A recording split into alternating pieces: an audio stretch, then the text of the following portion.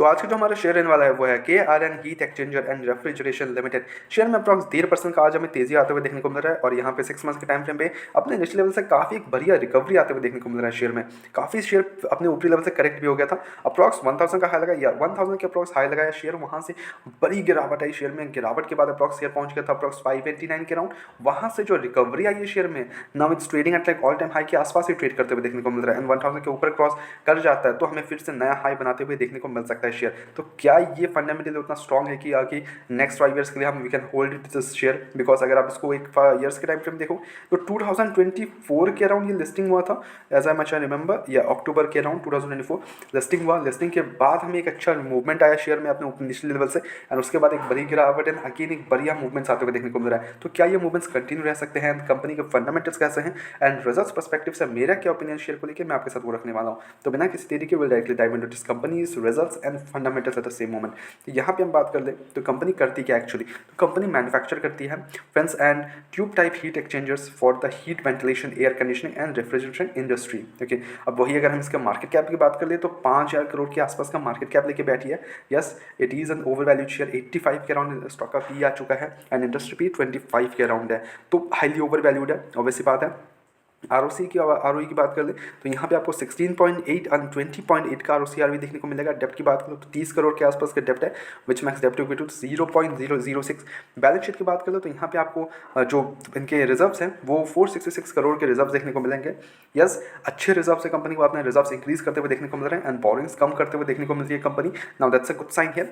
Eight the same time company की अगर operating margin की बात कर ले तो यहाँ पे आपको 17% का ऑपरेटिंग मार्जिन देखने को मिलेगा, प्रॉफिट को 35% का, पी रेशियो नॉट अवेलेबल है अभी तो, पेट्रोल स्कोर 5 के अराउंड है, तो that's a good sign here, buying है। क्वार्टर रिजल्ट्स की बात कर लें यहाँ पे तो यहाँ पे आपको सेल्स देखने को मिलेंगे 153 करोड़ के, जो कि पिछले ईयर 111 करोड़ के इनके सेल्स थे, तो यहाँ पे एक बढ़ोतरी आते हुए देखने को मिल रही है। Eight the same moment operating margin की बात कर लो तो 14% से 20% का होते हुए देखने को मिल रहा है, यहाँ पे बढ़िया जंप है। Eight the same time operating profit की बात कर लो तो 16 करोड़ से डबल होते हुए देखने को मिल रहा है। 31 करोड़ का इनका ऑपरेटिंग प्रॉफिट यानी कंपनी का बिट्टा आते हुए देखने को मिल रहा है।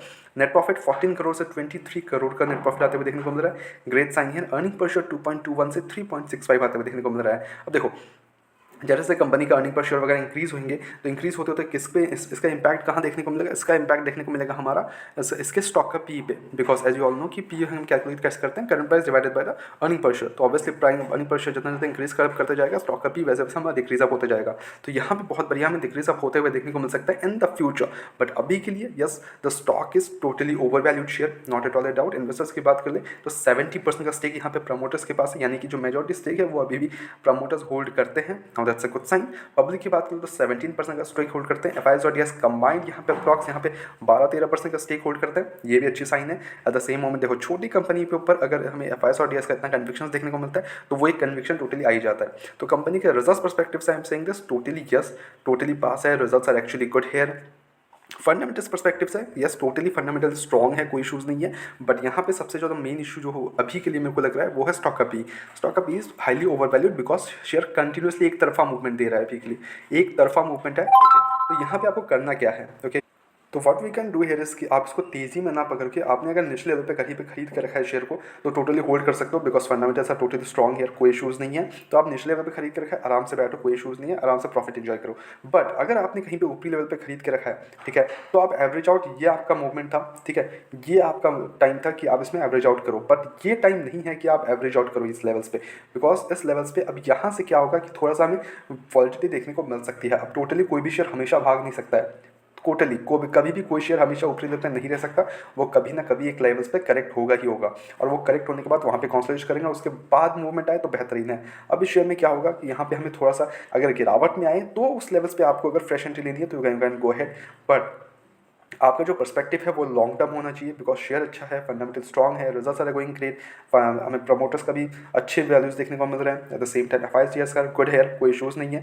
तो आप इसको एक लॉन्ग टर्म पर्सपेक्टिव से अपने पोर्टफोलियो में एडअप कर सकते हो, बट इसमें आपका पर्सपेक्टिव लॉन्ग टर्म ही होना चाहिए। ये नहीं कि आज बैठा कल आप अचानक से कहीं वगैरह रीज़न से गिरावट आता है तो आप बेच के निकल जाओ, तो वो माइंडसेट नहीं होना चाहिए टोटली। ओके, तो इस लेवल्स पे what you can do, buy on dip कर सकते हो। अगर गिरावट में मिले आपको शेयर तो बेहतरीन है। फ्रेश एंट्री के लिए आउट से कि देखो यहाँ पे 1000 के आसपास ही है शेयर, तो इतनी बड़ी गिरावट अभी का अगर 900 के लेवल्स पे मिल जाए आपको तो उस लेवल्स पे आप फ्रेश एंट्री ले सकते हो। ओके, एंड देन वेट करो कि 1000 के लेवल्स को क्रॉस कर जाए, and then one way cross कर जाएगा तो अपना नया हाई टच करने जाएगा, विच इज़ 1010 रुपीज़ का हाई था, यस 1010 का हाई लगा। अगर उसको क्रॉस करता है, सस्टेन करता है, तो हमें नया हाई बनाते हुए देखने को मिल सकता है share. Okay, then totally it will be a bullish share, and वहाँ पे आप एंट्रीज वगैरह चेकआउट कर सकते हो।